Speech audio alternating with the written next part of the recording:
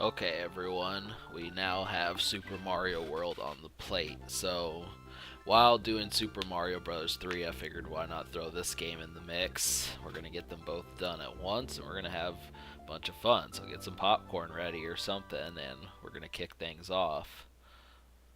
Now, first place we start off is Yoshi's house. Take a look around. Looks like he lives. Got a pretty nice environment, mailbox, fireplace, that sort of thing. Keep in mind we've still yet to see Mario's house by this point, but we're gonna start with the first. Almost cuss for no reason. We're gonna start with the first stage, and those are gigantic bullet bills, also known as the bonsai bill. So you can tell I've beaten this game, because I know their names. Now, looks can be deceiving. I wanna get that out. This game pissed me off when I recorded this just because of the first boss that you fight. The strategy for defeating that said boss. Each of the Koopa kids has a distinct strategy that you have to use for them, and the problem with this one is it's the boss that you fight in this world is also the boss you fight in the last world, and they did that for a specific reason. It's meant to cause you some grief, but I can basically beat most of these stages. I think that stage, fighting Iggy in World 1, and possibly Larry are the only two things that are going to cause me that much trouble. Other than that, I'm pretty much exceptional at this game, and I always have been since I was about maybe 9 or so.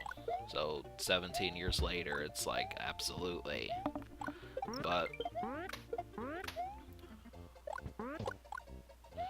this game is pretty candy colored. I mean, it utilizes every color.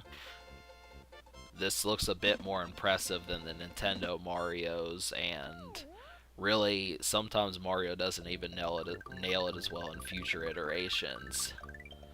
So we're gonna go straight to the Switch Palace and get things started. So these Switch Palaces will help us.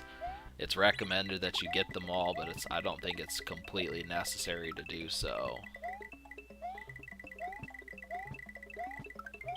But I also forgot to split this video in half, so I'm gonna decide how much of it I actually want to do, but it's probably gonna be like 7 minutes, 6 minutes, something like that.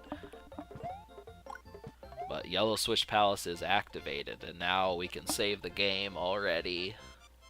But there's more to see in this video, I mean.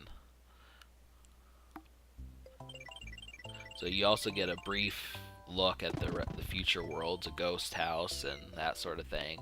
Now, really, these ghost houses, I've been playing Super Mario Bros. DS, and I'm really kind of interested in what the rest of the worlds are going to be like. Because I would pretty much say that Super Mario Bros. DS, the one that, that one, the new Super Mario Brothers, I think that that's probably like the third best two-dimensional Mario game after this and Super Mario Bros. 3. It's getting that way. I mean, trust me, that game pisses me off pretty good too, but, the stages where you don't have to worry about falling to your death are definitely pretty good. I mean, I like when they incorporate the bob-ombs and the bullet bills and all these sorts of things in the stages that are it just gets madness. Like this stage right here, the moles help out a lot. It just gets crazy because first time you play this, you're probably not going to be able to guess where they're going to come from. And Yoshi's going to kind of have a heyday with this.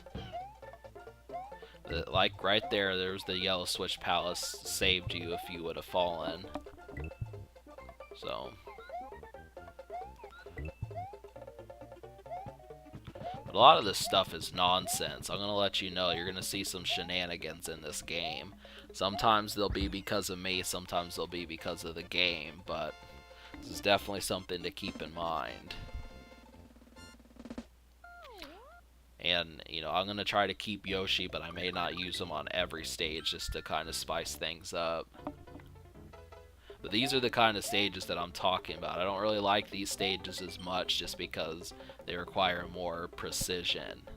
You're going to find that in Mario. If this is the first Mario game you've ever played, you're going to notice that in a lot of these, especially without the cape or the raccoon tail, it's problematic. But luckily this first world should not be much of an issue. If you get a Yoshi egg and you already have Yoshi, you'll get a 1-up.